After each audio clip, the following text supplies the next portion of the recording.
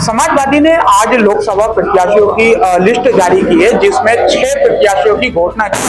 वहीं संभल लोकसभा 8 से जहूर रहमान को यहां से प्रत्याशी बनाया गया है। उसी को लेकर हम यहाँ जहूर रहमान वर्ग के यहाँ पर मौजूद हैं और यहाँ पर आप देख रहे होंगे कि यहाँ मिलने वाले जो आ रहे हैं खुशी है वर्ग के सपोर्टरों के यहाँ होंगे। लोग आकर शुभकामनाएं दे रहे हैं, साथ में यहाँ पर आतिशबाजी और मिठाई भी खिलाई जा रही है। बात करेंगे और जानने की कोशिश करेंगे कि आज समाजवादी की लिस्ट में जहूर रहमान प्रत्याशी बनाया गया है, क्या कहना चाहते हैं सब? इसमें हम बिस्मिल्लाहिर्रहमानिर्रहीम हम अखिलेश जी का शुक्रिया अदा करते हैं कि उन्होंने हमारे बेटे को इस काबिल समझा कि उन्होंने टिकट दिया लोकसभा के इलेक्शन का, और हमारे फादर की जो कुर्बानियाँ थी यहाँ इसकी समाजवादी की और पब्लिक के लिए, उनकी डेथ में इतना आदमी यानी 2 लाख आदमी लगभग था, और अखिलेश जी ने भी देखा कि है मैंने कहीं नहीं देखी जितनी उनकी डॉक्टर साहब की मतलब ये जनाजे में थी। तो उन्होंने इस बात को भी महसूस किया और इस बात को देखते हुए कि वक्त परिवार के अलावा कोई सीट नहीं निकाल सकता, तो इसके मद्देनजर उन्होंने जहूर रहमान वक्त को टिकट दिया है।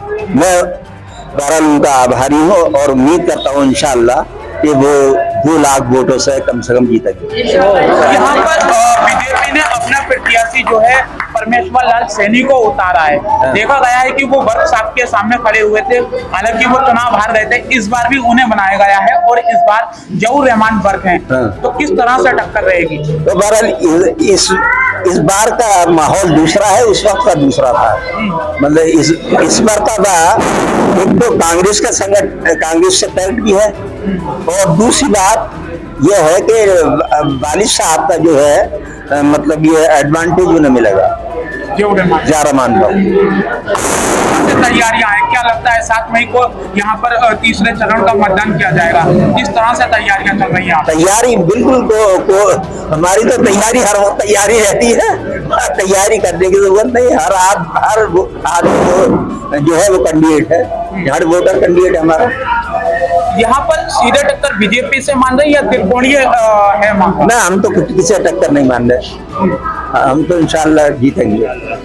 एक तरफा जीत। एक तरफा। और भी है कुंदरकी से विधायक रहे हैं, इस बार समाजवादी ने उनके हाथों पर जिम्मेदारी संभल की सौंपी है, किस तरह से सोच रहे हैं कि क्या लगता है आगे की? तो इंशाल्लाह जीत होगी, और जो एतमाद हमारे ऊपर किया है हम उस पर खड़े उतरने की कोशिश करेंगे और इंशाल्लाह जीत हमारी। हम युवा वर्ग से जानना चाहेंगे किस तरह से युवा इस बार जो वोट देगा क्या सोच समझ कर देगा? देखिए इंशाल्लाह यहाँ से जहूर रहमान वर्ग एक बहुत सुलझे हुए विधायक हैं, और दादा मोहतरम के नक्शे कदम पर चलकर संभल लोकसभा के इंशाल्लाह विकास के लिए, दादा मोहतरम की कमी को पूरा करने के लिए, युवाओं के लिए इंशाल्लाह संभल की जनता उन्हें ऐतिहासिक वोटों से यहाँ से जिताकर भेजेगी, और इंशाल्लाह डॉक्टर वर्ग के रूप में संभल को एक नया डॉक्टर वर्ग जहूर रहमान के रूप में इंशाल्लाह जनता को मिलेगा। बिल्कुल, यहाँ पर लोगों का कहना है कि जहूर रहमान वर्ग जो है वो दादा के ऊपर जाती है, और हालांकि अखिलेश यादव ने भी तो यहाँ से प्रत्याशी बनाया। अब देखो तो और भी लोगों के पास चलते हैं और उनसे जानने की कोशिश करते हैं कि पहले जिया भाई जो कुंदरकी से विधायक हैं, अब समाज के कंधों पर संभल की जिम्मेदारी दी है जो पहले के हाथों में हुआ करती थी, किस तरह से रहेगा ये चुनाव होगा, आप क्या समझते हैं? वर्ग साहब जो थे वो एक शजरे सायादार थे, ऐसा दरख्त जिसके साए हर तरफ फैले हुए हैं, और वर्ग साहब सियासत के दयानत के, इस्तेकामत के, जुर्रत के, बेबाकी के एक जो है पूरे सरसबक थे, एक मॉडल थे। तो जाहिर है उनके साथ जो लोग होंगे और उनकी जो औलाद होगी वो भी उसका एक बहुत बड़ा पलटो होगी, उसका उसके अंदर बहुत बड़ा, इसलिए कि जिस्म तो खाक है और खाक में मिल जाएगा, जिस्म तो खाक है और खाक में मिल जाएगा, पर बहरहाल रियाओं में मिलेगा तुमको। बर्फ जो होती है वो एक तरह से कड़क को कहते हैं, बिजली को कहते हैं, उसकी एक रोशनी होती है। तो उनकी औलाद बर्फ उनकी एक रोशनी है, उनकी एक कड़क है, उनकी किरणें हैं और वो किरणें हमेशा फैलती रही।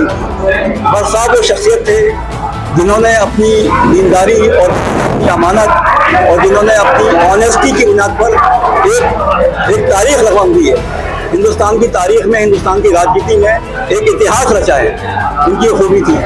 और ऐसी ही उन्होंने तरबियत रहमान की भी की है, ऐसी ही उन्होंने तरबियत अपने बेटे मोहम्मद रहमान की भी की है, ऐसी ही उन्होंने तरबियत अपनी औलाद की है और ऐसी ही तरबियत उन्होंने अपने वर्करों की और कार्यकर्ताओं की है। इसलिए कि उठाए कुछ बरफ लाले ने, कुछ नरगिस ने, कुछ गुल ने, चमन में हर तरफ बिखरी हुई है दास्तां मेरी।